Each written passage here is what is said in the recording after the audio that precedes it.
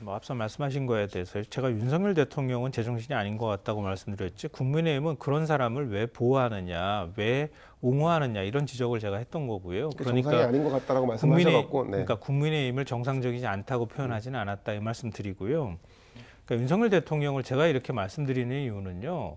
윤석열 대통령이 국민에게 요구하는 것만큼 자기 행위의 정당성을 다른 사람한테 호소하는 것만큼 자기 스스로에 대해서도 규율하라는 얘기예요.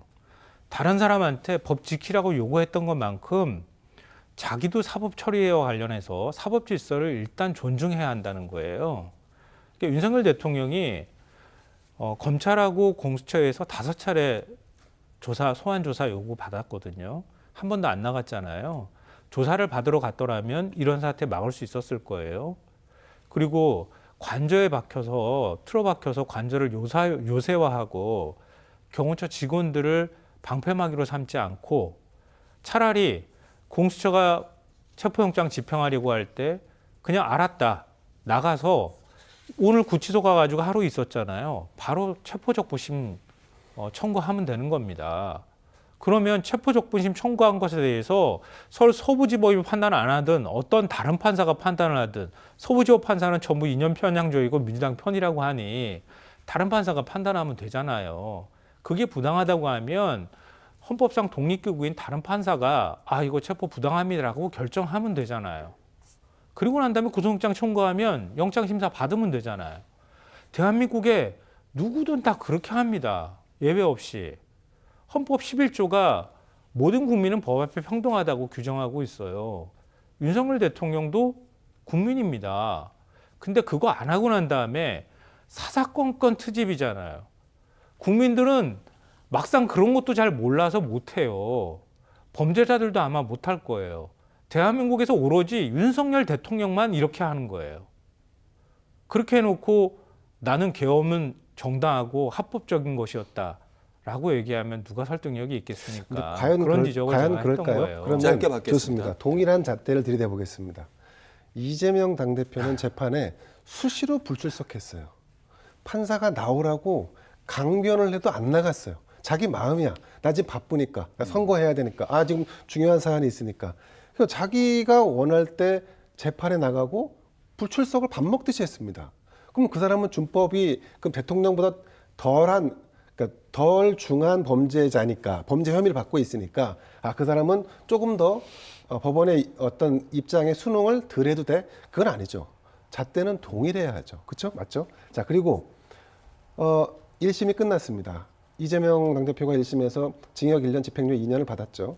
그러면 바로 변호사를 선임을 해서 본인이 항소하겠다고 했으니까 변호사를 바로 선임을 해서 대응을 해야 되는데 안 해요. 심지어는 국선 변호인이 선임됩니다. 왜? 시간을 끌기, 이것도 사실은 동일한 잣대다 보자는 거예요. 사안은 별개로 치고, 그러면 이재명의 이런 시간 끌기 지원 전략이 그러면 준법이 충만한 것인가? 그렇지 않다고 보는 시각이 많은 거죠. 자, 그리고 아까 경호처를 마치 자신의 사병처럼 부렸다. 그러면서 윤 대통령이 뭘 이렇게 자기 방어하려고 했다.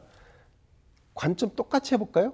이재명 당대표가 여러 혐의를 받고 있고 재판도 여러 재판을 받고 있고 1심에서 이미 징역형에 해당하는 형도 받았습니다. 그런데 그를 옹호하는 당내 의원들은 아직도 이재명이 무죄라고 얘기합니다. 자, 그러면 동일한 관점에서 보자 이거예요. 그러면 계엄에 대해서 마치 동조하는 듯한 어떤 언행을 보이면 계엄 동조 세력이라고 민주당이 주장을 하잖아요.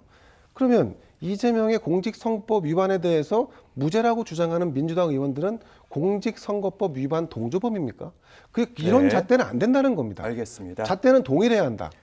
김성환 평론가께 짧게, 왜냐하면 저희 시간이 있으니까요. 맞습니다.